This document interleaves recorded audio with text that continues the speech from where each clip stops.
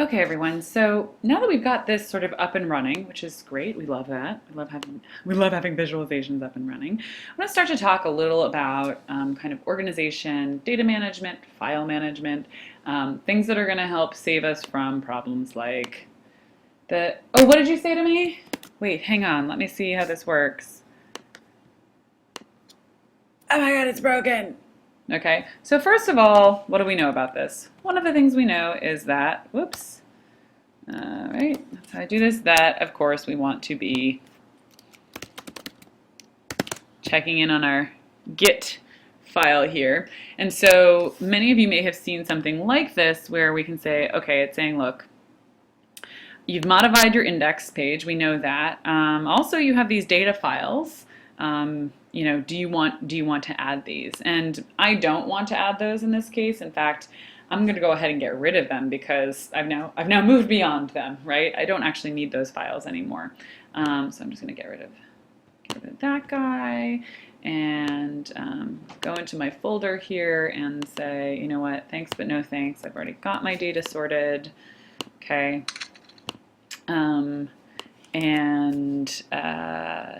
Come back to git status and just check again, and it's saying, okay, modified index 18. So I'm going to say, okay, git commit. Now, of course, you all have been doing this much more because we've powered through quite a few steps here, right? We changed the data, we created a loop, et cetera, et cetera. So all of these you would have wanted to commit along the way. But I'm going to say commit updated with JSON data. Now working. Okay, great. So here's the thing. As we notice, this is like suddenly our file is enormous. We've got 600 lines of code in here. That's quite a lot to look at. And also we've kind of got all the stuff together, and we want to start factoring this out because we want to be able to, make a change to our data without accidentally, dragging too far and overwriting part of our code, right? We want to sort of set up, you can think of these as like, putting guardrails on yourself and on your files so that, you kind of don't accidentally change one part of the program when you're trying to change another. So the first thing that we can do is the biggest thing we want to do is probably move this data. This is a great big chunk of data. Just the same way that we can go ahead and load this library, this sort of a cookbook, if you will, from this location, and what it's saying here is exactly what it looks like it's saying. It's saying, look, this is JavaScript, and SRC is short for source. This is saying this is where you go to get it. And I'm going to go ahead and I can just paste that in here if I want to see it. And boy, that is a whole lot of stuff that I'm glad I don't need to understand. And that is exactly how it should be. But what I can do is, the first thing I can do is I can just actually take this variable, and because it's JavaScript, right, it is a JavaScript object, but it's JavaScript, right, I can actually just excise that whole thing. I can create a new JavaScript file, so I'm going to say new from template, JavaScript, and just say blank file. I can go ahead and I can put this in here, and I can just say data.js. Okay, so I'm just going to save this as a data file. And now I can tell the page, hey, look, go ahead and load up that data, load in that other file before you do the next step. And again, this is where we get to, you can see it's sort of popping up the name of a locally available file here. I'm just saying, look, first go get the Google stuff, right? Open up make sure that you've got a hold of the Google recipe book. Now go ahead and get what we know to be the ingredients that I'm going to use, which is in that data.js file. And then go ahead and do all this stuff here, right? Fantastic. Let's double check that this still works. Again, always a good thing to do. That is not the right window. Here we are. And voila. Right? So now we've done that, but if we have changes to make to our data, we don't have to worry about accidentally messing up, some of the functional code. And we can actually take this another step further, as we should, which is I'm going to go ahead and say, look, all of this stuff that's functional, well, I want to protect that too, right? I don't want to have that kind of floating around in my HTML file. I want to keep it separate. So I'm going to go ahead and create another JavaScript file and just say, hey, whoops, where is it? I'll call it a template. And of course I would, want to make sure, credit Google, you need better sourcing and documentation than this, but it's with code sample, right? And I'm going to say, very often we just call this scripts.js. So again, you'll see like naming conventions, so index.html, scripts.js, sometimes data.js, although we'll see a change to that soon. And we'll also be able to do this with style. So now I can come back here and I can say, okay, you know what? I don't need to have all this in here. I can just say, hey, load scripts.js. Boom, right? Kind of awesome. And let's just make sure that this works still. Voila, right? So now I've got a much cleaner looking HTML file, right? It's very clear when I look at this, okay. And again, this is descriptive, right? The data is in a data file, in a file called data. The scripts are in a file called scripts. The other thing that I will probably want to do very shortly is I will want to be able to style this chart and the web page that it's on. So just to point out that we can do this same kind of refactoring that we've talked about in the past with cascading style sheets, I can go ahead and say, look, I want to create CSS. Now let's again just assume we wanted to do something. Actually, I don't want a template. I want just a blank file. So I'm going to say new from template, but actually I'm going to ask for a blank file and say, and just say this is styles, oops, save you, save as, styles.css. Okay, and in here, I want to point out that when we last talked about, that previously when we've done styling, we've done it in the head tag, and we've done it by, using a style tag like this, right? And I could do this, and I could do this with a class, and I could say, my class equals border, my class, right? Believe me, I get this wrong. Border, all kinds of wrong here. Border equals 1 pix solid red. You will notice that I like to make nice garish classes. And then here we see that there's this property called ID. But we also know that we can have, or attribute rather, a class, this ID attribute, and then we have this class attribute, so I can add my class to this. And we know that this will work.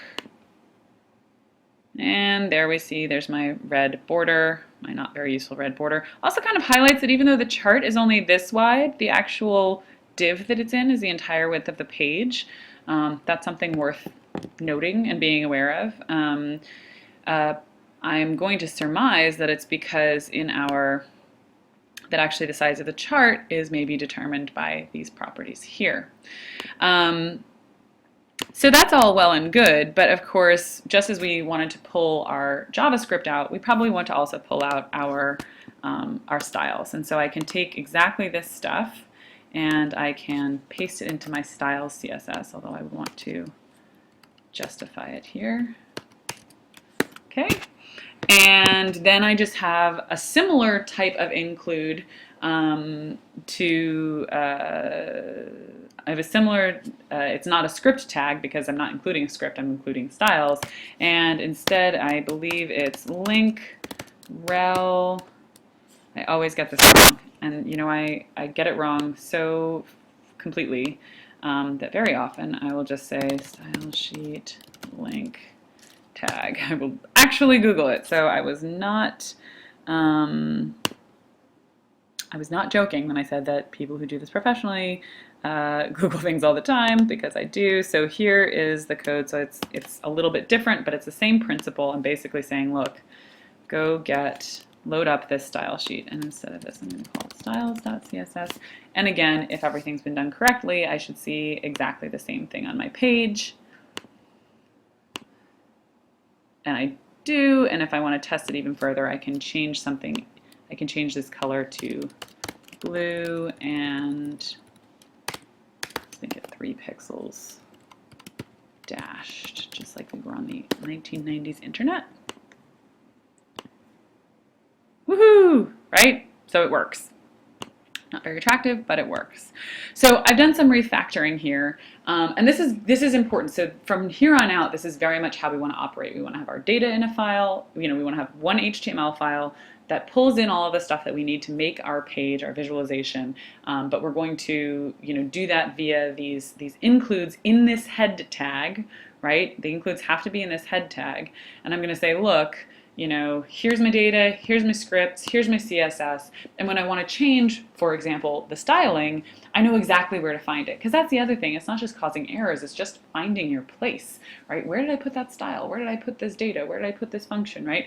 You want to sort of try to organize, literally organize your notes, such as they are for this, as efficiently as possible. And so the last thing that I just want to touch on here is that we have seen is this new attribute that we've seen for divs, which is ID. Okay, so just to address, as we noted in our first CSS exercise, I could create, another div, and div number 2, right? I can create another div on my page and give it the same class. And if I do that, I see that I get 2 divs, right?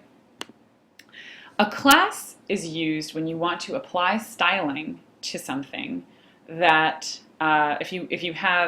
when you want to apply styling to exactly that, a class or a category of objects, right? So if you want all divs to be the same width, or you want all divs to have the same font, or more than one div to have the same font, then you would sort of want to use a class. If you want to identify, 3 guesses where ID comes from, if you want to identify a single div individually, then you use this ID property. So for us, we don't want to put the same chart on the page in multiple divs. We just want to put it in this one div, right? We want to target this one box on the page. And that's where we use the ID attribute. And so we say the ID equals. So IDs should be unique. Oops, wrong kind of comment. This is the other reason why it's handy, is because then you don't have to remember what kind of commenting you're doing. ID attributes should be unique and classes are shared. Okay, so if I want to have the border, but let's say for whatever crazy reason I want to have the ID chart div have a width of only 400 pixels, or let's say 600 pixels, right? I can target that, and we can see that I've now changed the size of this div, but not this div. So for the parts that they share a class. For the parts that are individual, I just target by ID. And that ID property, by the way, is exactly how I got the content in there. There was this little bit down here where I said, where it says document. That document refers to the HTML page that this script is being pulled into. Get element by ID, right? It says it right there in the function. Get element by ID, chart div. Okay, so that's how we do that. When it comes to actually customizing the chart itself, that I need to do through these Google properties, and we'll touch on a few of these before next week, but just again to point out that if I want to make it wider, I actually change the width of the chart in those properties. And that's just because that's how that library is organized. There's nothing magical about it other than that's how the thing we're using works. Okay, so hopefully this has been reasonably sensible to follow, and look forward to seeing you all tomorrow, but we'll make some efforts with this on Wednesday evening. Take care.